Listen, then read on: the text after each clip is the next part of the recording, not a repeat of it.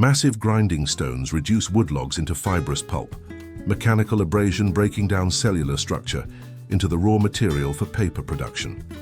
The Fourdrinier machine spreads liquid pulp across moving wire mesh in continuous operation, water draining through the screen while fibers interlock to form wet paper sheets. Steam-heated drying cylinders remove moisture from the formed paper. Multiple heated drums transforming saturated sheets into dry material ready for finishing operations. Finished paper sheets emerge from calendaring rollers, displaying smooth, uniform surfaces suitable for writing and printing applications throughout commerce and communication. This is just part of the systematic process transforming wood into paper inside this 1840s steam-powered factory.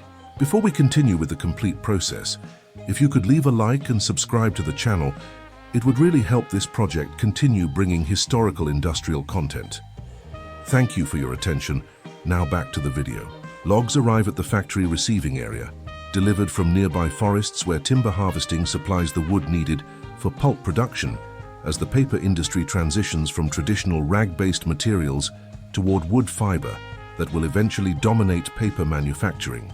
These logs represent relatively recent additions to paper-making raw materials, as the 1840s mark a transitional period when mechanical wood pulp begins supplementing and gradually replacing the cotton and linen rags that served as primary fiber sources for centuries. Workers unload logs from wagons, checking for species suitability and wood quality, as different tree types yield pulp with varying characteristics affecting finished paper properties. Each log undergoes inspection for rot, insect damage, or other defects that would compromise pulp quality or introduce contaminants into the papermaking process. The log yard accumulates substantial timber inventory, organized by species and size to enable proper batch preparation for the pulping operations that will transform solid wood into the fibrous material forming paper's structural foundation. This systematic material management ensures consistent pulp characteristics while maintaining production flow through the various processing stages, converting wood into finished paper sheets. Before pulping can proceed, workers must remove bark and prepare logs for the grinding or chemical treatment that will separate wood fibers from the lignin and other compounds, binding them in solid timber structure. The debarking area handles incoming logs, with workers using hand tools or simple mechanical equipment to strip bark that would create dark specks and impurities in finished paper if allowed to enter the pulping process. This bark removal proves essential for producing clean white paper, as bark contains tannins and other compounds that darken pulp and create visible defects in sheets. The debarked logs display the characteristic light color of clean wood, ready for cutting into sizes suitable for the grinding equipment or chemical treatment vessels that will complete the pulping process. Workers cut logs into shorter sections using saws, creating pieces matching the dimensions required by pulping machinery, while maximizing material utilization and minimizing waste.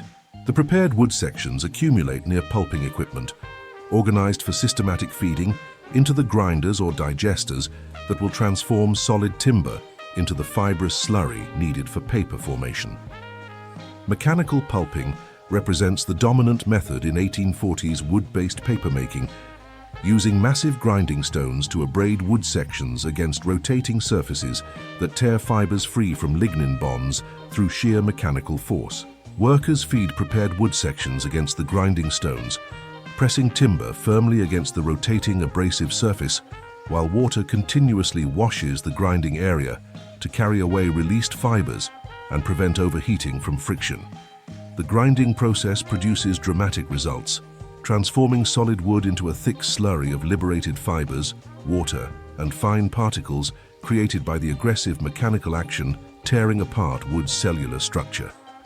Steam power drives the massive grinding stones through heavy gearing and line shafts, sustaining the continuous rotation necessary for processing the substantial wood quantities required for industrial paper production.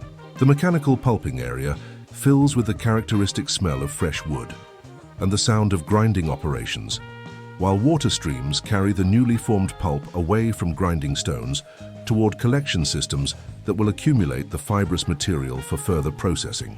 This mechanical approach to pulping produces relatively weak fibers compared to chemical methods that will later dominate papermaking, as the grinding action damages and shortens cellulose fibers while leaving lignin content high, resulting in paper that yellows and weakens over time, but remains adequate for many contemporary applications. The ground wood pulp undergoes washing and screening to remove oversized fiber bundles, debris, and impurities that would create defects in finished paper or interfere with subsequent processing operations. Workers direct the pulp slurry through screening equipment fitted with progressively finer mesh that separates properly sized fibers from material requiring additional grinding or disposal as waste. This screening process ensures uniform fiber dimensions essential for producing paper, with consistent formation and properties throughout each sheet and across different production runs. The cleaned pulp flows to storage chests where agitation prevents fiber settling, while maintaining the uniform suspension necessary for feeding paper-forming machinery at consistent concentrations. Multiple washing stages may be employed to remove dissolved wood components and improve pulp cleanliness, with clean water gradually replacing the contaminated liquid surrounding fibers as washing progresses through sequential treatment stages. The washed and screened pulp displays the characteristic off-white to tan color of mechanical wood pulp, significantly different from the brighter appearance of chemical pulp or traditional rag fiber, but acceptable for many paper grades produced in this transitional period of papermaking technology. The prepared pulp moves to beating engines where mechanical action refines fiber characteristics and prepares the material for optimal paper formation and properties. These beating engines contain rotating rolls fitted with metal bars that work against stationary bed plates, repeatedly flexing and fibrillating fibers while adjusting their water absorption and bonding characteristics. The beating process dramatically affects finished paper properties, with beating duration and intensity determining factors including paper strength, surface smoothness, opacity, and dimensional stability. Workers monitor beating progress by periodically examining pulp samples, assessing fiber development through visual inspection and simple tests that indicate when optimal beating has been achieved for the intended paper grade. Insufficient beating produces weak paper with poor formation and rough surfaces, while excessive beating damages fibers and creates paper that shrinks excessively during drying or displays other undesirable characteristics. The beating operation represents critical papermaking chemistry, though 1840s workers understand these effects primarily through empirical experience rather than the scientific fiber analysis that will develop in later decades. Steam power drives the beating engines through line shafts and belt systems, enabling the sustained mechanical action necessary for proper fiber development across the substantial pulp quantities required for continuous paper production. Various additives may be introduced during beating to modify paper characteristics for specific applications or improve manufacturing efficiency. Sizing agents such as rosin and alum enter the pulp mixture, creating chemical conditions that make finished paper resistant to water penetration and suitable for writing with ink, rather than merely absorbing liquid like unsized blotting paper. Fillers, including clay or chalk, may be added to improve paper opacity and smoothness, while reducing costs by partially replacing more expensive wood fiber with cheaper mineral materials. Coloring agents can be introduced to produce tinted papers for specific applications, though much production focuses on white or natural colored sheets, suitable for general writing and printing purposes. These additives integrate throughout the pulp during beating, ensuring uniform distribution that produces consistent paper properties across entire sheet widths and lengths. The chemistry of papermaking additives remains partially empirical in the 1840s, with manufacturers relying heavily on traditional formulations and experience rather than precise scientific understanding of chemical mechanisms, though systematic experimentation gradually improves paper quality and expands the range of achievable properties. The beaten and prepared pulp flows to the Fourdrinier machine, a revolutionary continuous papermaking system that transforms the centuries-old batch process of hand papermaking into efficient industrial production capable of creating endless sheets of uniform quality. This machine represents one of the most significant innovations in papermaking history, enabling the dramatic production increases necessary to meet growing demand for paper in an increasingly literate society requiring material for books, newspapers, correspondence, and commercial documentation. Workers monitor pulp consistency and flow rate as the material enters the Fourdrinier headbox, a distribution system that spreads liquid pulp evenly across the full width of the moving wire mesh forming the machine's heart. The wire mesh, woven from bronze or other corrosion-resistant material, moves continuously over support rollers while pulp flows onto its surface in a thin, uniform layer that will become paper as water drains through the mesh openings. If you could leave a like and subscribe, it would help keep this channel active with quality historical content. Thank you for your attention. Now continuing with the process. As the pulp-covered wire mesh moves forward, water immediately begins draining through the screen openings under the force of gravity, while mechanical shaking or suction boxes beneath the wire accelerate drainage and help fibers settle into an interlocked mat, forming the wet paper sheet structure. This drainage stage proves critical for paper formation, as the rate and uniformity of water removal directly affect sheet structure, formation quality, and the strength of fiber bonds that determine finished paper properties. The moving wire's continuous motion creates the endless sheet production distinguishing the Fourdrinier process from earlier batch methods, with the machine producing paper as rapidly as pulp supply, drainage conditions, and subsequent drying capacity permit. Workers observe the forming paper sheet on the wire, watching for formation problems, uneven drainage, or other issues requiring immediate correction to prevent defects from propagating through extended paper lengths that would represent substantial material and production time losses. The wet paper sheet gradually strengthens as drainage progresses and fiber concentration increases, transforming from liquid pulp suspension into a coherent but still very wet, fibrous mat, displaying recognizable paper character, despite containing far more water than fiber by weight. Dandy rolls positioned above the moving wire may contact the forming paper surface, imparting watermarks or surface texture while further consolidating the wet sheet structure. These cylindrical devices covered with wire designs or patterns create the translucent images visible when holding finished paper toward light, serving as manufacturer identification, security features, or decorative elements depending on paper grade and intended application.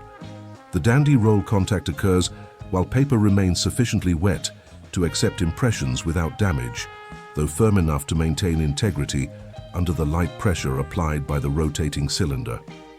Not all paper grades receive dandy roll treatment, with plain papers proceeding directly from wire drainage to pressing operations without additional surface modification during formation. At the wire's end, the wet paper sheet transfers from the bronze mesh to wool felts that will carry it through pressing and initial drying operations. This transfer requires careful control to prevent sheet tearing or formation damage, as the paper remains fragile despite having lost substantial water during wire drainage. The felt provides support while allowing continued water removal, with its fibrous structure absorbing liquid pressed from the paper during subsequent mechanical compression stages. The endless felt loops continuously through the machine, carrying paper through pressing, before returning to pick up new sheets in the perpetual cycle, sustaining continuous paper production.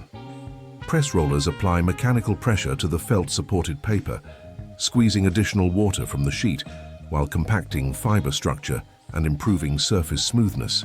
Multiple press stages may be employed, with progressively adjusted pressure and roller configurations optimizing water removal without crushing paper structure or creating surface defects from excessive compression.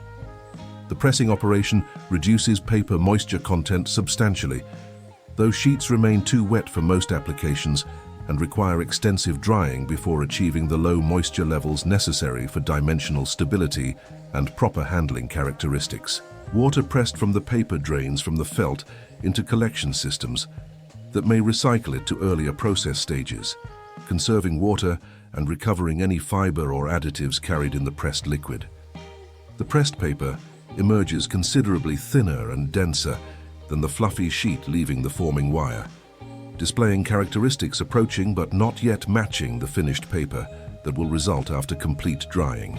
The pressed paper enters the drying section, where steam-heated cylinders remove remaining moisture, through evaporative drying that transforms wet sheets into material suitable for cutting, packaging, and use in writing or printing applications. These large cast iron cylinders, heated internally by steam circulation, contact the paper surface and transfer heat that evaporates water while the sheet wraps partway around each drum's circumference during its passage through the drying section. Multiple drying cylinders arranged in sequence provide the extensive heating surface necessary for removing the substantial moisture quantities remaining after pressing, with paper threading alternately over and under successive drums to maximize contact time while maintaining sheet tension, preventing wrinkles or distortion. Steam heating enables precise temperature control and efficient heat transfer, representing a crucial application of steam power beyond the mechanical drive functions obvious in grinding, beating, and machine operation. The drying cylinder's temperature requires careful monitoring, as insufficient heat leaves paper inadequately dried, while excessive temperature can scorch sheets or accelerate undesirable chemical changes in pulp components. Workers observe the drying paper continuously, watching for breaks, wrinkles, or moisture variations, indicating problems requiring immediate attention to prevent production disruptions or quality defects. As paper passes through progressive drying stages, its moisture content drops dramatically, while mechanical properties strengthen and dimensional changes occur as the fiber network shrinks during water removal. This drying-induced shrinkage must be controlled to prevent excessive curl or dimensional instability that would make the paper difficult to use in subsequent applications. The felt supporting paper through early drying stages helps control shrinkage and prevent distortion, though eventually the sheet becomes strong and dry enough to travel unsupported between cylinders, with only mechanical tension maintaining alignment and preventing wrinkles. The drying section represents a substantial portion of the four-denier machine's total length, reflecting the extensive heating surface required for efficient moisture removal from the continuous sheet moving steadily through the paper mill. The dried paper may undergo calendering, a finishing process where heavy rollers compress the sheet surface to increase smoothness and density, while reducing thickness variations and improving appearance for writing or printing applications.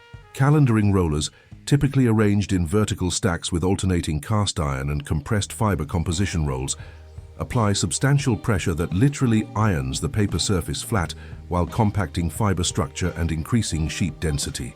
The calendering pressure and number of passes through the rollers determine the final surface characteristics, with light calendering producing relatively rough paper suitable for general purposes, while heavy calendering creates highly smooth sheets appropriate for fine printing or writing applications, demanding minimal surface texture.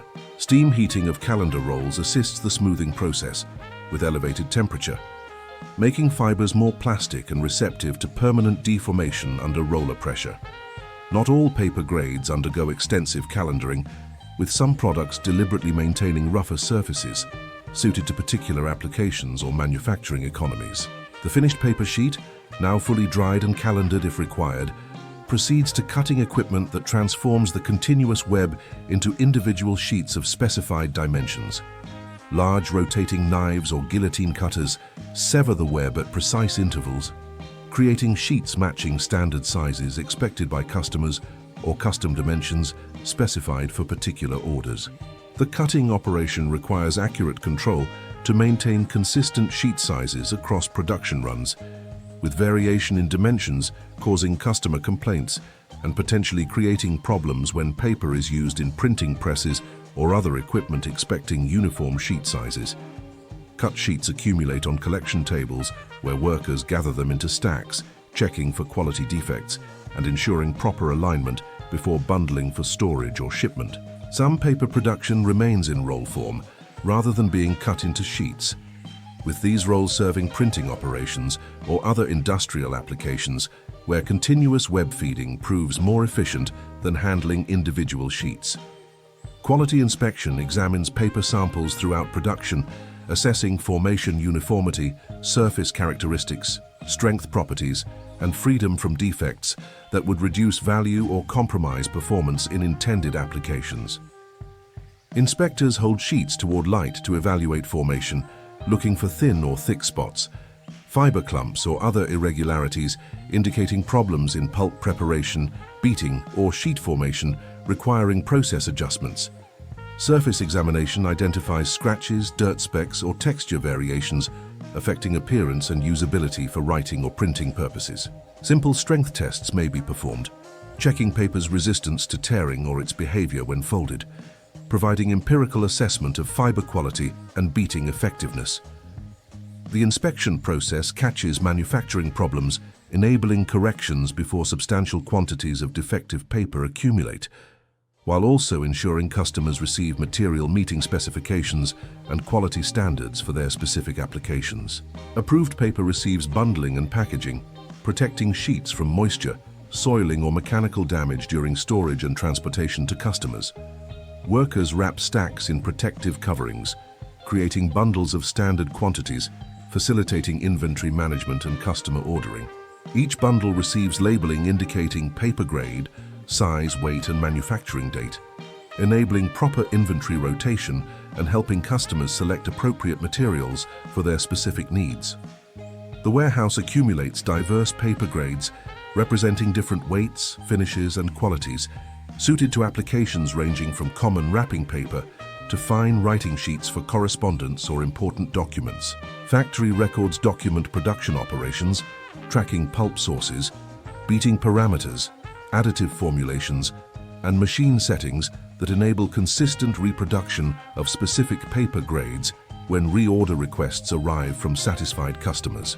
The paper industry serves expanding markets, driven by increasing literacy rates, growing commercial activity requiring documentation, and expanding newspaper and book publishing, making printed materials available to broader populations than ever before in human history.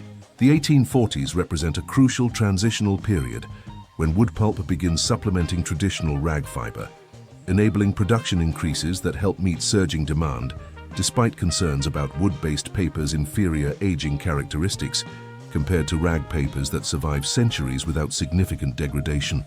The factory's capability to produce various paper grades and adapt to changing raw material availability determines its competitive position, with successful manufacturers balancing quality, cost, and production efficiency while navigating the technological transitions, reshaping papermaking during this revolutionary period. Inside steam-powered paper factories like this, mechanical processing transforms wood into sheets through continuous operations that revolutionize an ancient craft previously dependent on hand methods, producing limited quantities. The machinery continues operating, prepared to receive new wood shipments and repeat the pulping, forming, and drying cycles, creating the paper that enables communication, education, commerce, and record-keeping throughout society. Steam power drives the grinding stones, beating engines, and four-drinier machines, while also providing the heat necessary for efficient paper drying, demonstrating how this versatile energy source transforms multiple aspects of industrial production simultaneously. Workers combine traditional paper-making knowledge with mechanical systems operation, maintaining quality while achieving production volumes impossible through the hand methods that dominated paper-making for centuries before mechanization arrived. The transformation witnessed here represents not merely paper manufacturing, but the industrialization of information infrastructure, as increased paper availability enables the expanding communication and documentation requirements of modernizing society. Did you know that before wood pulp, most paper was made from recycled cotton and linen rags, creating regular shortages as demand exceeded rag supply? If you enjoyed learning about paper manufacturing from the 1840s, please subscribe to the channel, leave a like, and comment about what surprised you most. Your support helps us continue bringing historical industrial content. Thank you for watching. See you in the next video.